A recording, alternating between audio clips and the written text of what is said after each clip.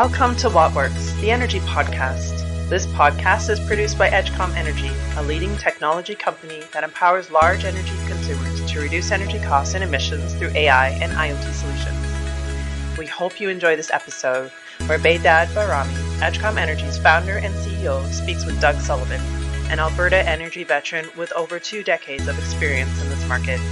Today we're discussing how AI will affect the future of the Alberta energy grid. Hey, Doug, how are you doing today? Really good. Nice to see you. Nice to see you again as well. Nice to see your smiling face. How's the weather out in Calgary?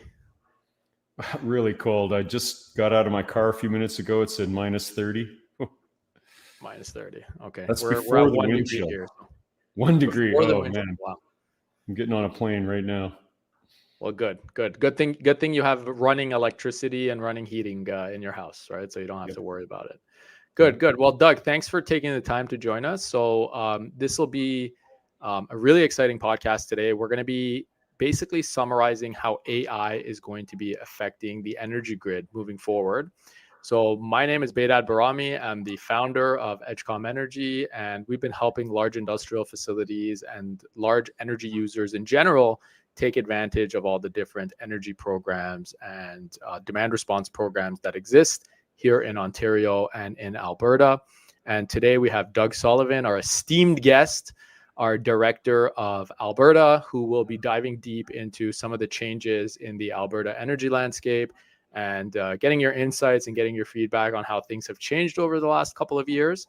And, looking forward into the future and kind of getting an understanding of how AI and generative AI specifically, since ChatGPT has launched, everyone's talking about generative AI, but how these LLMs and these new tools are going to change the energy landscape and really make our lives more efficient and a little bit more exciting as well, I think, with some of the changes coming down the pipe. So first of all, before I get started, Doug, I just want you to give a little bit of an introduction. So when did you get involved in the energy landscape and sort of, walk us through a sort of a short summary of your LinkedIn bio, maybe? Sure. I started with TransAlta Utilities right out of university. So I took my Bachelor's of Science in Electrical Engineering. And at the time, there weren't a lot of jobs available. So fortunately, I'm a model railroader from way back. So the interviewer from TransAlta Utilities here out of Calgary that at the time was a vertically integrated utility. So they did transmission, distribution, and generation. Now they're strictly a generator. But back then, he happened to be a model railroader. And so we hit it off right away and they hired me. So I was lucky in my graduating class to be able to work directly in utilities. And I've been in the electric industry in Alberta that whole time. I left TransAlta to go and start up a startup company with a partner called Vallejo Power. And we captured about 30% of the retail industry at the time. Then ENMAX took us out. ENMAX is for those who aren't from Alberta, ENMAX is a city-owned utility for Calgary, and they were looking to get into the retail business, so they bought out our business to do that. I worked for them for 5 years, and then went back to my original partner and then another partner, and we started up yet another company called In Situ Power, and then a couple of us needed to retire at that time, not myself included. And so I formed a company from the clients that I had called Skookum Power. But that whole business is all about consulting on electricity and helping large consumers of power to spend less on those electricity bills, negotiating contracts, looking into behind the fence generation, and then participating in all aspects of the market. Yes. So it's been a good journey, right? I mean, you've been helping a lot of different types of facilities take advantage of these programs. So it's really, really exciting to have you. I know our audience is going to be curious about some of the questions I have, but I'm excited to learn from you as well. A lot of these questions are my own curiosities, being in the energy sector for the past, not as long as you, but for the past decade or so. I've seen how much things have changed, and I've seen how much things have shifted over the past 2 or 3 years, especially with machine learning and AI. And, a lot of the predictions that people were making back in 2013, 2014 are now really coming into commercial viability. So when it comes to, smart buildings, smart facilities, and those kinds of things. So I'm excited to dig in deep here and get your insights on how you think things are going to shape up over the next decade or so. And who better than, the person who's seen it all from the beginning. So again, excited to dive in and thanks for the time. So I have a bunch of questions written here, but I'm gonna kind of keep this more conversational. So before we get into kind of really anything about AI, right? So the whole point is to figure out how AI is going to change the energy landscape. I just want to talk about the future of the grid, right? So you've been analyzing the grid for a while now, and how do you see the future of the grid shaping up overall, right? So we know that decarbonization, digitalization, and really a lot of updating needs to happen on grids throughout North America and throughout the world. But how do you see the grid as a whole, right? The transmission and the distribution system as a whole really changing over the next, let's say, 2 to 5 years on the short term, and then maybe a little bit more on the long term? I'd love to get your insights on that as well. Yeah, and let's peel back just a couple more years than that even. I mean, you don't have to go back even 5 years to see massive changes in at least the Alberta grid for sure. We've gone from having 6,600 megawatts of coal-fired generation to having that again, exactly that number of wind and solar, and virtually nothing left of coal. By the time that the last coal plant here converts to combined cycle, we'll have very little coal left on the grid. So that in itself is something that you go back 10 years, nobody would have even thought that was possible or practical. And the naysayers were saying that wasn't going to happen. That trend's going to continue. Storage is playing a serious role in the viability of that as it goes ahead. I think more and more storage, like battery energy storage systems, are being planned at the plant gate for renewables. And so that's going to change their ability to accept a dispatch, which will, make it so we don't have so many megawatts offered at $0 into our market here. In terms of the demand side, there are some looming things for sure. The clean energy regulation planned for 2035, we can argue for the rest of today if you want about whether 2035 is possible for that to be implemented, but you got to have goals. But that will drive, significant change. I'm already seeing it in the oil and gas industry, which is the principal industry in Alberta, where everyone is looking at electrification in an industry where traditionally 90% of it is shaft horsepower driven by natural gas, the product itself that they're sending to market. And so, when you get that many people looking, it means some of them are going to go, and that's going to be a massive demand at some point. That's the potential for it. We also have to look at EVs when you talk about demand.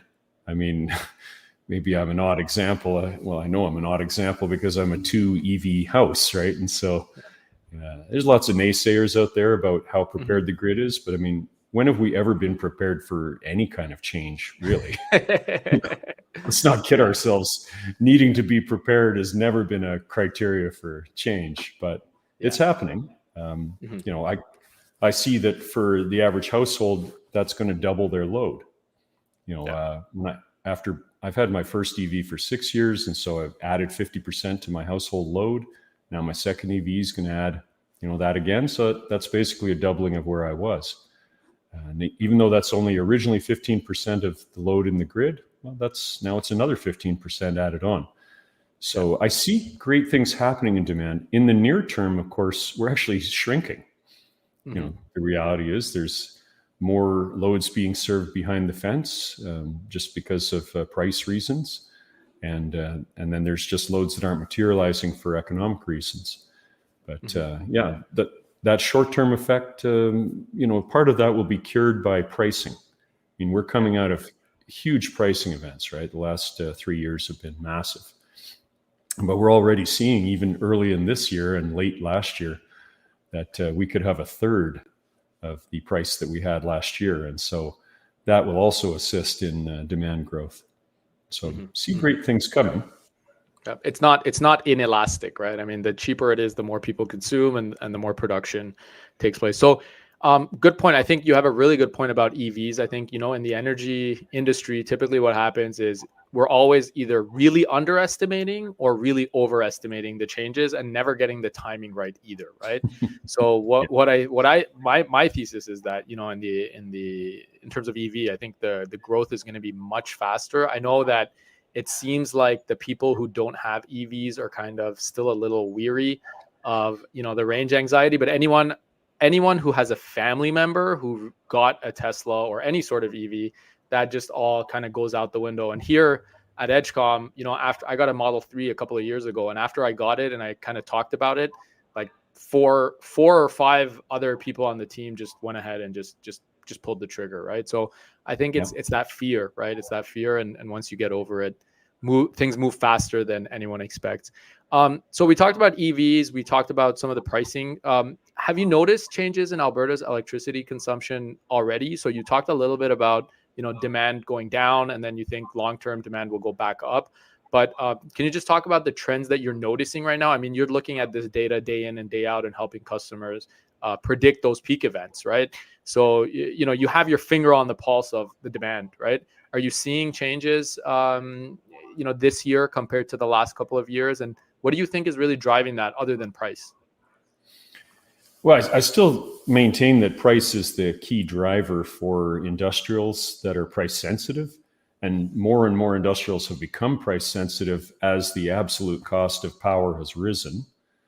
But now as we see it fall, you know, that's going to free up some of the projects that otherwise weren't economic. And that's a big part of the driver's got to be price.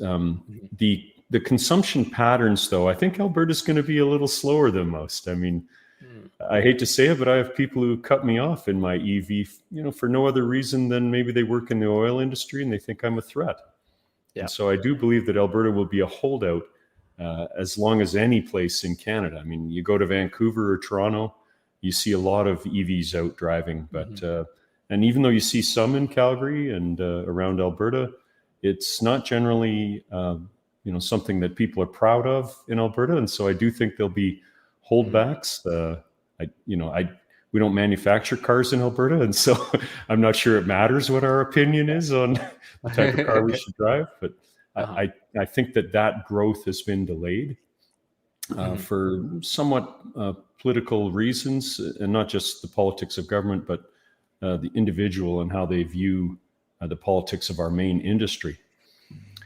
I mean, it's important to note that the vast majority of our power is generated by natural gas, which is also probably our biggest royalty revenue in the province as well. So I'm not sure that it's a well-founded concern. But other changes that I see in the consumption patterns are that you know, we've had some industrial load driven out of the province, and that's mostly to do with you know, the fact that prices here are higher relative to other places on Earth, and that's.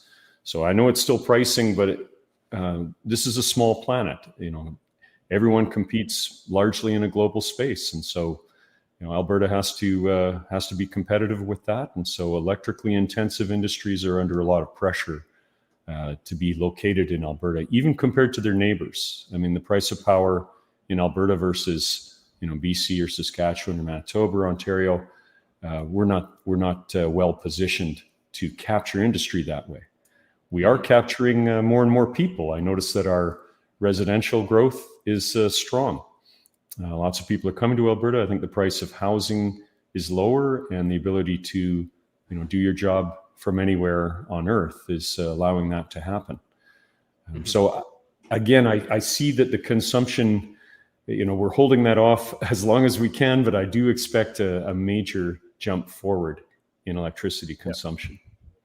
Yeah. So the industrial load, very price sensitive, but then there's other kind of reasons why the residential load is growing, you know, real estate prices and potential to work from anywhere. So do you see more residential demand becoming a larger chunk of the overall Alberta energy demand over the next couple of years compared to industrial? How do you see that shaping up?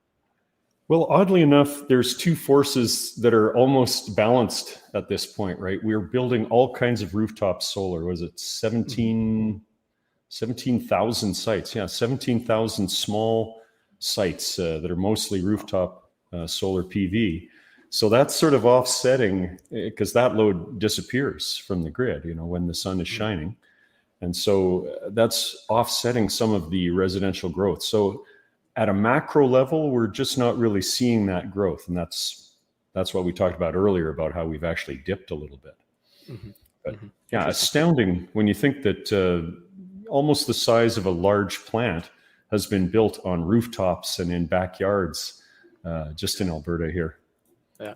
So speaking of distributed energy resources, I think that's a good segue into the next question, right? So I definitely agree with you. And I think, whether we like it or not, more consumer choice on where you get your energy from, or how much of it comes from the grid versus how much of it is self-generated, or how much of it is self-stored, I guess you could say.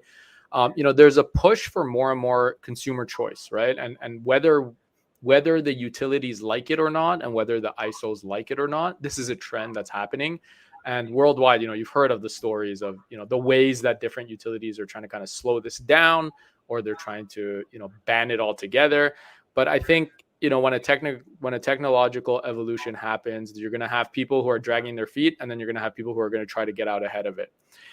With that said, how do you think, consumer choice in utilities is going to evolve over the next, let's say 5 to 10 year time horizon, right? Both for large scale and residential consumers.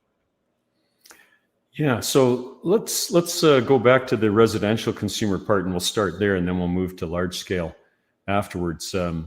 So as I mentioned, we've got 360 megawatts of what's called small and micro generation already in the province.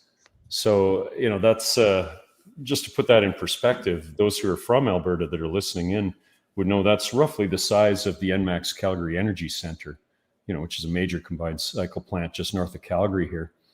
Many people have chosen to do that, not just because the price of power feels high to them, but the other costs of wires and all of that, they're looking to defray that or defer that somewhat. And so there's nothing more satisfying than generating some of your own power on your rooftop. I happen to have both solar PV and solar heating, and I ran that program for ENMAX for years under assistance from the province. It's very satisfying. And so, I expect that to flourish. There's a number of companies that are making, very economically attractive offers to residences and to commercial. My recollection from the ENMAX program was that we, on a kilowatt basis, we sold a lot more commercial, even though there's fewer sites than we did residences. So, yeah, we're going to see a lot of that built behind the fence. I think in terms of the larger industrials, they're already, trying to make more of their energy behind the fence. Wherever it's possible, we're seeing cogen come up. But of course, CER is driving some of the timing of that. I expect a lot of that will slow down post 2025, which is sort of that cutoff for not having CER regulations apply to you. But a number of people have already taken steps, and so that's why our industrial demand has come down somewhat. If we talk about what's going to happen as a result of consumers exercising choice, the province tried a few things years ago, right? We tried to block things like rooftop solar. The individual distribution company said, "Oh, it messes us up. We don't want it." And so but then the province ended up writing the micro generation regulation that allows anybody anywhere in Alberta to connect to the grid somehow. And so that's what's opened that floodgate. Now, what's interesting is Alberta, like most systems, have chosen to do what I call postage stamp pricing on tariffs for the delivery of the electricity. Forget about the commodity. That's a different kettle of fish. We don't have to get into that today, though I'd love to. Well, we can get into it. We have, if you want to open up a can of worms, we can get into it. Yeah. Well, but this postage stamp pricing, what it means is that if something is economic for a customer, then chances are it's economic for every customer. So is that the same regardless of which industry you're in and regardless of your size? No, you're right.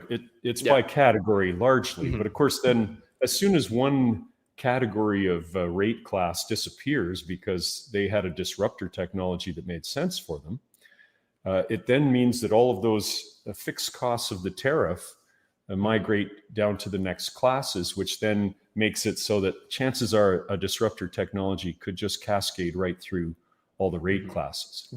So you're saying it's that death spiral, but instead of it being on a grid-wide scale, it's on a sector-wide scale, right? So once all the industrial customers get to behind the fence generation, once a lot of them do it, then the price for them, the ones remaining, goes up, and then the rest of them have to go and get behind the fence generation. But that doesn't really, permeate through the other sectors until then rooftop solar, for example, and residential, and it's the same thing, right? So it's like that's segmented right. by sector basis, right? Yeah, that's very interesting.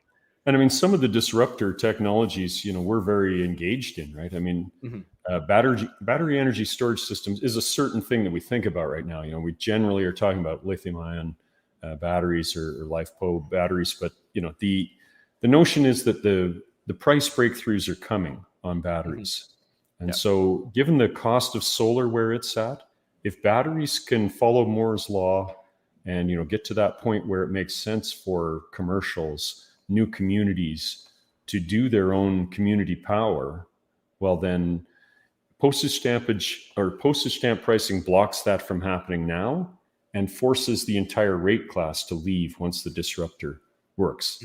That's the threat of it. What would guard against that? Much better than policies to try and stop people from doing the economic thing, which we all know that won't last. You can't stop people from saving money, and you shouldn't. You should not. That's not the purpose of government. I mean, democracy means, by the people. So it should be for the people. So if you try to block that, that will eventually collapse and just enhance that. But what we could be doing alongside it is making better choices rather than just saying, we're always just going to keep on expanding the grid, even though we know the marginal cost is beyond so many technological choices. We should be making those technological choices for the next community that we permit as a city. Or at least do the analysis to say, should we perpetuate the model and drive us closer and closer to the cliff of a disruptor technology in the rate class? We haven't made that choice. The Alberta Utilities Commission, as far as I know, doesn't have it on their radar. We continue with postage stamp pricing. And I do think that that's something that consumer choice will eventually lead to a serious taxpayer issue where we have a lot of costs left in the grid and nobody left to pay them except the taxpayer. So do you think that the regulators are dragging their feet because they're not aware of the technologies, because of the conflicts of it? Like, why do you think that they're not? Is it just that they don't know what's coming down the pipe, or is it that they're getting lobbied hard on every side and this is just, let's just stay with the status quo? I mean, you're involved in this, right? So why, you've been in a lot of these regulatory hearings, right? So, what is it really? What is it that is allowing them to drag their feet? It's that no one is lobbying for anything different than that, because I don't think people are generally aware what the incremental or marginal cost of the next community, what its charges really are relative to what technology could have done to provide their power needs as an alternative to just expanding the current model. So I don't really think it's on their radar. And I don't think it will be until the first rate class entirely drops off that cliff. And then it just might be too late. And when do you see that happening? So sorry to cut you off, but we're talking about the current regulations, right? And I think, with the rate changes and some of that stuff. So when do you see some of these changes really taking shape? They could start right at the distribution companies in their tariff applications. They could start driving this change themselves rather than, I'll put it this way. So the past president of NMAX, I heard her at a conference, Gianna Maines, she mentioned that one of the things that kept her up at night was disruptor technologies for the exact reason that we're talking about, right? But what is it that you're doing? It's one thing to worry about it, but I think, how are you getting ready for it, right? How are you preparing for it? Yeah, right. You're actually in a position to alleviate your fear. But what is it that you're doing about it? That's the real question.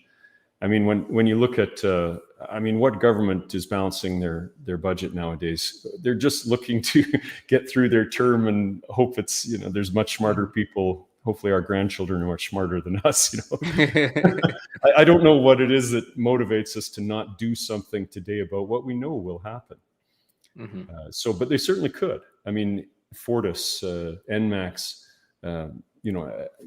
Edmonton Power or EPCOR could easily make the decision today to incorporate other technologies into their choices of how to keep expanding their grid. I expect that someone eventually will have that vision and it'll catch fire because it just takes that courage, right? It just takes that courage. And I think here in Ontario, they're being a little bit more future looking, and they're trying to make the changes happen. The OEB is doing a lot of great work. But you're right. I mean, there's different strings being pulled and people pulling the regulators in different directions. And it's interesting to see where things will shape up. But at the end of the day, I mean, the economic value of the technology is you can't stop that tidal wave, right? Like once it comes, it's coming, and you just got to get out of the way, right? If you're trying to, it's like building a 6-foot wall in front of a tidal wave that's going to hit you no matter what, right? So it's just you're wasting your time. Okay, good. So moving on now, I want to talk a little bit about specific programs, right? So we at Edgecom Energy, we've been managing these peak programs here in Ontario for a long time. We've had a relationship with you now for almost 2 years where, you're helping us navigate the Alberta market.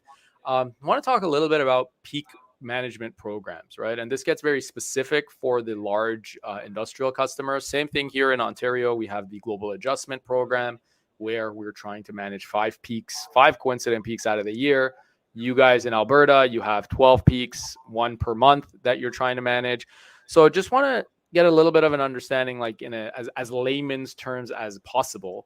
The peak management programs in Alberta, what are the opportunities here? And maybe if you can touch on how much money is actually on the line for large industrial customers as well here by managing these programs in Alberta.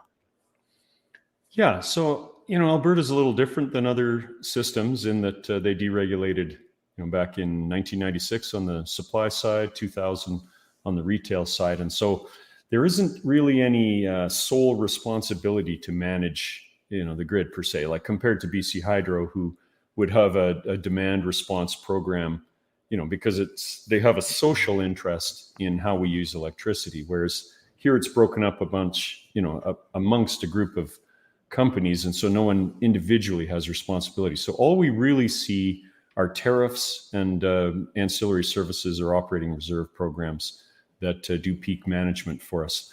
I'll get specific here. Let's talk about, let's start with the large customers who are connected at transmission voltages, like greater than 25,000 volts would be transmission connected clients.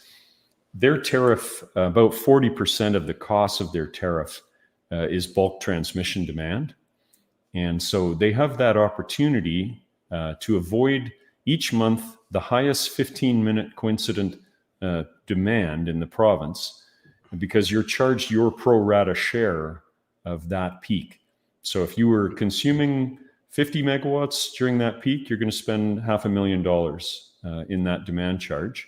If you're consuming, just to cut you off, so pro rata, you're saying there's a total charge that the Alberta market cost, like there's a total cost for the whole Alberta market, and what you contribute to that during the coincident peak. So during when everyone is consuming the most amount of energy that month, what you contribute to that's your share, right? Yeah, good pick, because it isn't actually pro rata. Sorry, I misspoke. It's whatever your metered load was during the coincident metered demand. So if you were 50 megawatts, you pay the tariff, which was roughly $10,000 per megawatt per month. So if you were 50 megawatts, you pay $500,000. If you were able to respond and got down to 10 megawatts, you would save yourself $400,000 out of that portion of the demand. Now, many systems have a tariff like that. In Alberta, it's called Demand Transmission Service. It's not an uncommon tariff. It's not like here's a gift for industrials because it's very difficult for you to avoid. You're putting production at risk. No, I think it's a fair way to do pricing, right? Like whatever you're contributing to the demand, that's what you pay, right? Yeah, that's right. And of course, what happens is you get a much flatter profile of industrial demand. I mean, there's lots of inelastic demand that's connected to transmission, but those would be the residences that are served by the distribution companies, they don't see this tariff, and so they can't do anything about it. Whereas the industrials can, because they see the tariff direct. And so, we spend a lot of our time assisting industrials to avoid this peak and minimize the amount of lost production, if any, because some industrial plants have intermediate storage in their process. And so shutting down, say, the front end may not cost them the back end. So we're trying to mitigate that as much as possible and allow them to manage their price risk around electricity costs. Mm-hmm. I think these programs are growing worldwide, right? And I think, it just makes a lot of sense, right? So if you have storage, whether it's a battery or whether it's you can, cool down water more or store some of your, some part of your process has storage built in, right? So instead of finishing that specific good, you could store that good and then do the finishing later to just make sure that you're not coinciding with when the province is consuming the large volume of electricity. So just talking about the DTS, so who can participate? As long as you're connected to the transmission network, you can participate. And who are typical customers for this that you see? What kind of industries are they? Well, I mean, a lot of the people that I work with are pulp and paper mills. And it has to be a certain kind of pulp and paper mill. I mean, if you're a kraft mill, which means you use chemicals to change the wood's composition, and then you use some of the outputs from that called black liquor and the hog that you stripped off of the round wood. You burn that in recovery boilers and you make a lot of your own power. So a kraft process isn't, typically they're generating power. They're a net producer. Mm-hmm. So the people who are, into this side of management would be people that grind the wood with refiners that are large electric motors. And so that's called a thermomechanical pulping mill. And Alberta has 3 very large ones. So those are some examples. I mean, there's plenty of other industrial loads that are connected. We have steel mills. Some of the oil and gas facilities that are large, are connected at transmission. But again, the ability to avoid this peak is based on how much production loss can you take compared to the value of the peak. And so you have to be electrically intensive to make sense of the economics of doing this. Mm-hmm. Okay. So now sorry, keep going. Oh, no, that's all right. Go ahead. Yeah. Okay. So now getting into the AI side of things, right? So actually, before we get into the AI, I just want to talk a little bit. So there's the DTS program. Is there any other peak management program in Alberta that consumers should be aware of, the large consumers should be aware of? I mean, there's ancillary services for sure. And that's something that many loads could participate in, and it has a different risk profile than the coincident peak avoidance. So for example, we have load shed services. Very soon there'll be fast frequency response to replace that. And that's where loads will arm certain of their distribution breakers on fast frequency relays. So if the frequency dips down, and to avoid a cascading loss, especially when we're isolated from the rest of the Western Electric Coordinating Council, there'll be loads that will drop off automatically that will preserve our ability to maintain power in the province. And you're paid an option fee to have that. And the risk of that is lower because those sorts of frequency events are very rare. Mm-hmm. There are other things where you can participate daily in these types of offers, supplemental reserves. You can act like a generator as a load, and you can offer to take your load down to a certain extent under certain conditions, and you receive up to 10 minutes to do that. So those are other programs. I mean, obviously the tariffs themselves, even the distribution tariffs for smaller customers, they dictate some actions as well. Like you shouldn't be starting all of your motors at once, for example, if you don't have soft start, because motors, the inrush current can be 6 times their running load. And so you can set a peak demand inadvertently. And so there's a number of things that, people can do to lower their tariff costs. Okay. So just zooming out a little bit. So we talked about the Alberta market. We talked about these peak programs. Worldwide, how do you see these peak programs shaping up, right? So one of the things I think about a lot, right, is Are we doing something different here in Ontario and in Alberta where these peak programs just make a lot of sense here? Is it because we have a lot of solar? Is it because we have a lot of wind? We have, is it because of our weather?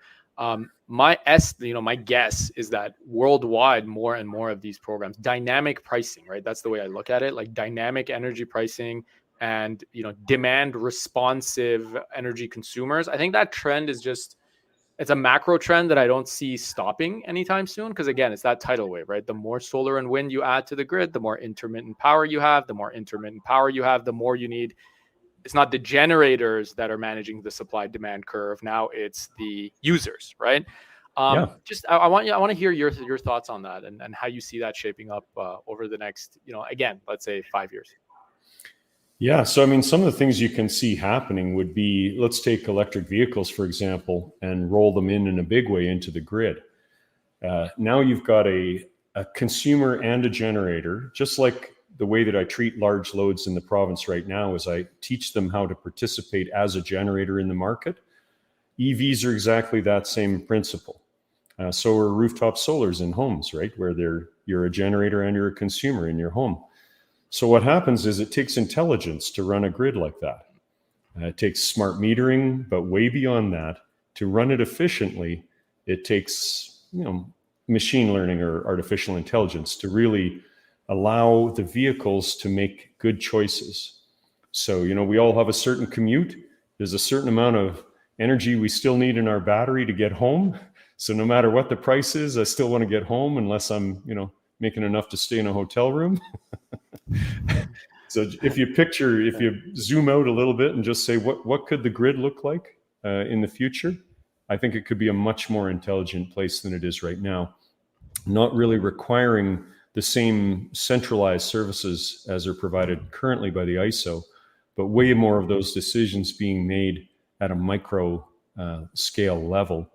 And not just by industrials, but as I mentioned, by little things like where you plug your car in. Every time you go somewhere, you plug your car in so that it's both a generator and a consumer at any moment. So if the price is low or we got too much wind and solar at the time, well, charge me up. I'll take that $0 power. Yeah, makes sense. Makes sense. And if the grid needs you, well, you start generating because, if you don't need 400 kilometers in your battery, then spill some of it out to the grid. Yeah. I think there's a lot of business model and technology that still has to get worked out, and there's a lot of smart people working on that. So that's good to hear. I mean, we kind of have the same idea of where things are going, in the next decade or so. Now, just switching gears a little bit and getting to the AI part of the conversation. So you did mention machine learning, and we're talking about machine learning optimization models, and that's been a trend over the past 5 to 10 years in the energy industry. There's a lot of companies tackling this from different niches, right? So you have companies like Brainbox focusing on, the commercial sector. You had companies like Edgecom Energy. We're helping the industrial sector, and there's a lot of changes coming down the pipe. And when you talk about machine learning, optimization engines, it's a big field, right? AI generally is a big field, right? When ChatGPT launched back in March of last year, I think it got sort of to the foreground where now even, my grandma is asking me about, what is this ChatGPT? So that tells you that it's sort of penetrating through society at large and not just in the energy nerds and, the financial nerds that were using it kind of before, right? How do you see generative AI specifically, right? So I think, again, machine learning and optimization engines, we talked about it. I think that's going to be a huge part of, it already is a huge part of electricity management and energy management. I think it's going to continue to be a part of it. But I think generative AI, specifically LLMs, where you're able to ask questions, as a normal person, you can just ask questions and get very detailed answers on a big data set, right? Mm-hmm. How do you see that generative AI shaping up and transforming the electricity and the energy sector at large over the coming years? Well, there's so many categories in your question. Let's start one place. Let's talk about in the industrial arena, like large industrial. So if you look at what an energy manager is doing today at an industrial site, they'll have a suite of reports on what they did last month, that kind of thing.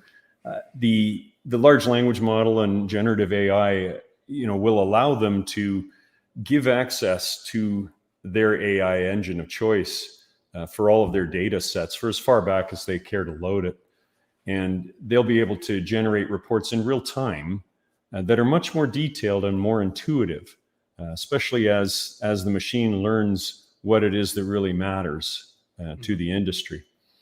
And so, I see that as being a huge boon for the managers themselves, but also the companies, getting much better information, regardless of the specific skill sets of the energy manager they're employing at the site. I think if we look back at the grid operators or the utilities, many utilities are making the choice to put the batteries in themselves on their grid, in the same way that they corrected power factor, with capacitor banks. They're making similar choices. These things get quite complex for them. Same thing with wind farms and solar farms. If you look at the way the grid operates in Alberta, is everyone has to make an offer with a price and a volume for all of their generation. You got to lock it down 2 hours before the dispatch hour. So if you're a wind farm, well, you're just offering zero for whatever volume you get, right? You're a price taker. If you're a co-generator, same sort of thing. For the vast majority of your power, you're offering zero. So when you add up where Alberta's at, there are times of the day where you can have 10,000 megawatts offered at zero. And guess what? We don't often go beyond 10,000 megawatts. So now with the advent of batteries, with the use of export capacity through the transmission interconnections, this is a very complicated equation that's not easily balanced, and you can't leave it just to the trading shops and their Zynet to figure out, what should we be doing with our portfolio. There's some big real-time decisions that I think these AI models can really assist at every level.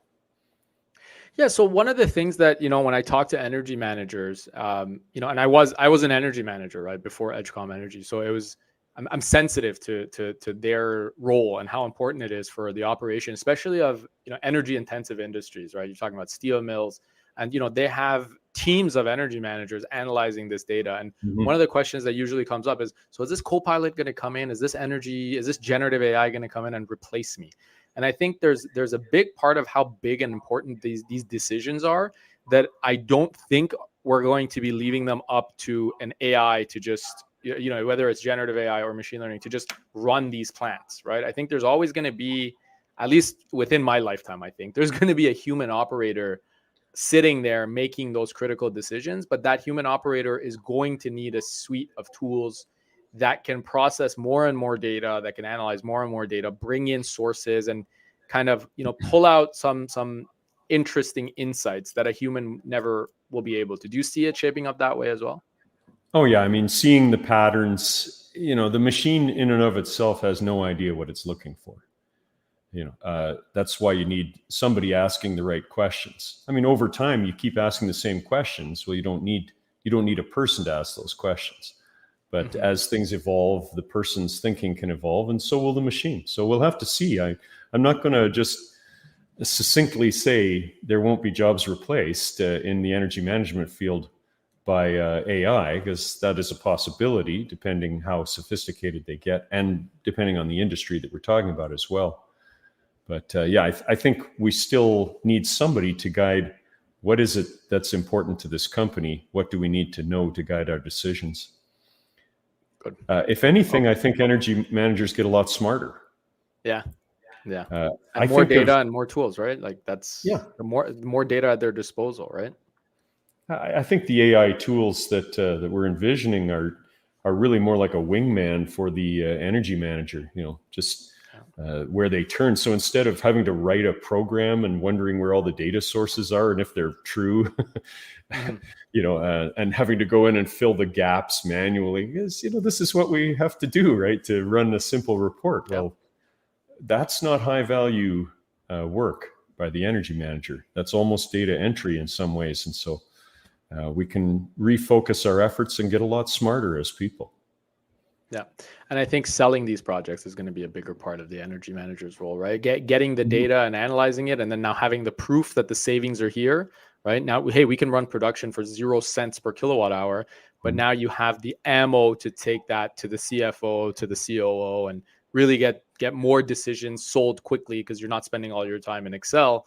Now you're spending more of your time with the reports in hand, ready to sell to production manager, operation manager, right? So I think it's going to make energy managers' jobs a lot more sales oriented and a lot more people oriented and a lot more really management, as opposed to data management, more decision-making management, and selling that up the chain of command. So yeah, I love that we're on the same page. So just shifting gears a little bit here, how do you see generative AI impacting utilities? So is that is that something that you've noticed? Do you think that they're using it? Do you see it? The regulators, the utilities, are they aware what's coming down the pipe with some of this Gen AI stuff, or has it been slow again? There's no clear evidence that that they're embracing the future, and it's not the future; it's all around us. I mean, we often talk about things as if they're coming, but no, we're already in it.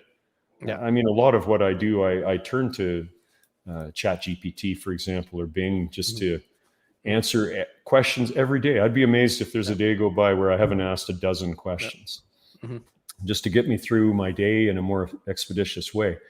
What do I think utilities could do with it? So, for example, there's no question to me that the system operator, has immediate uses for this in predicting where things are going. I mean, for example, today is an extremely cold day. Tomorrow's going to be even colder.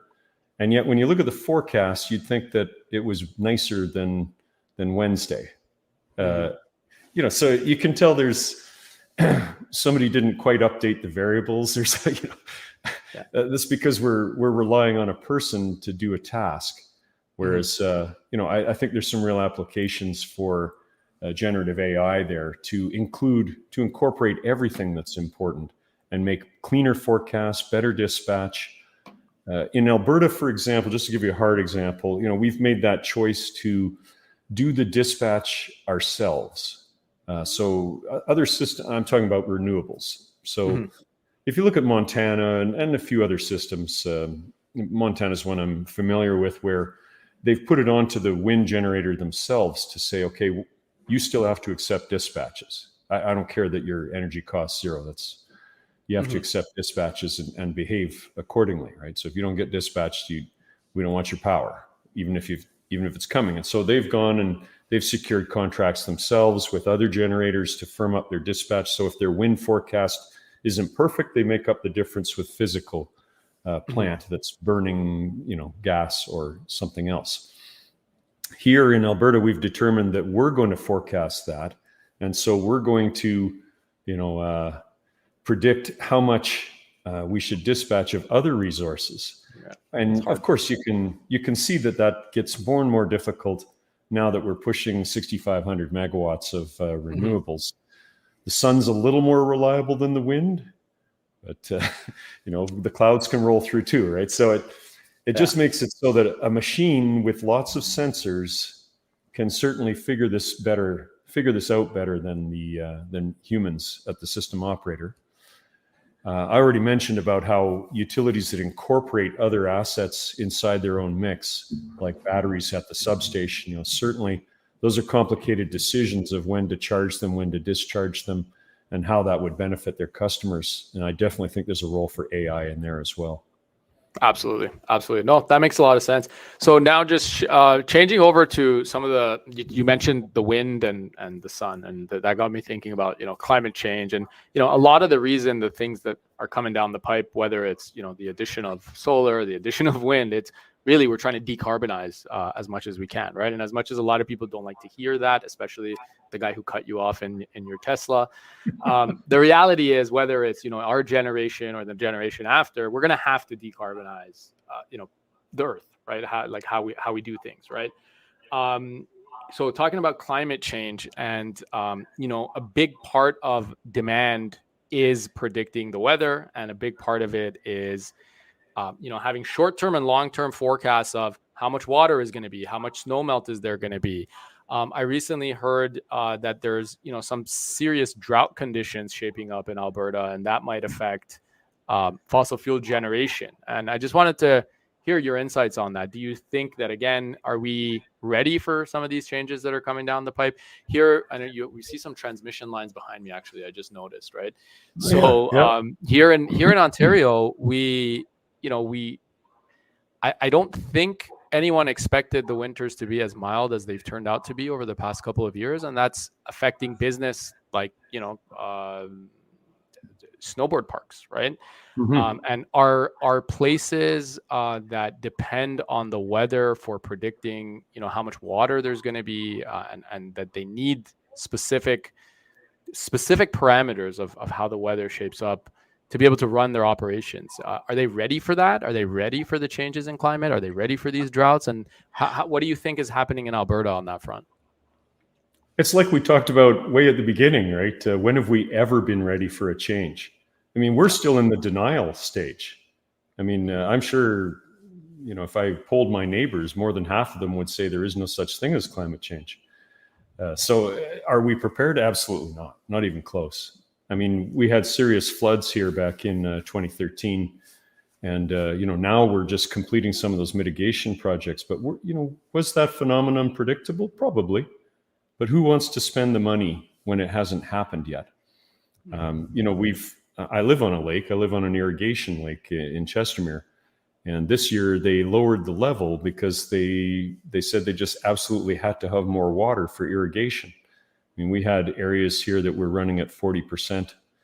Agriculture is a huge part of the Alberta landscape and industry. And so, the effect of water is very serious. When you look at the Bow River system, which is the South Saskatchewan River overall, which we have an interprovincial agreement with Saskatchewan, we allow 50% of the flow that comes down that river to go to Saskatchewan. That the volume that we have, sold in Alberta ourselves is greater than the 50% that's flowing today by a large margin and getting wider. So in other words, the irrigation districts, all the plants that use that water, we've already way oversold the river. So if everybody draws what they need, we don't have a river at certain times. And the Bow Glacier is also shrinking. So, are we prepared for that? Of course not. No, I mean... So the energy regulator changed some changes, right, due to the lower snowfall this winter. Is that part of the river? Is that... Well, more what impacts us is what the BC snowpack is. And that they've been in a drought condition at least the last 2 seasons. I don't know if they would have classified the third one as a drought, but that impacts us because we become a net exporter of power, which we hardly ever export power out of Alberta. Normally it's all coming into us, but they just simply don't have enough water. So we're shipping regularly 1,100 megawatts, out on the tie lines, west and south. A little bit out to the east from time to time. But that's the bigger impact of drought. Honestly, the hydro in Alberta is very small. We only have, I believe, 560 megawatts. And of that, it's mostly really run of river. I used to work for TransAlta in the power planning group. And so the water management team was part of that group. And we used to say that if we ran our hydro dams for 13 hours flat out, we'd have no more water. We'd be down below the inlet level. So it really is a run of river situation, even though some of the dams are very large. So hydro itself doesn't make up a huge portion. What it does mean is that somebody has to make up the ancillary services that hydro provides to us, because the little wicket gates in those generators, the hydro generators, are very easily and quickly adjusted. And so they tend to serve a lot of our regulating reserves. Means somebody else has to pick that up, like batteries, for example, which are currently not able to participate as regulating reserves. So climate change makes even hydro be questionable, but then batteries come to the rescue in another way, right? Yeah.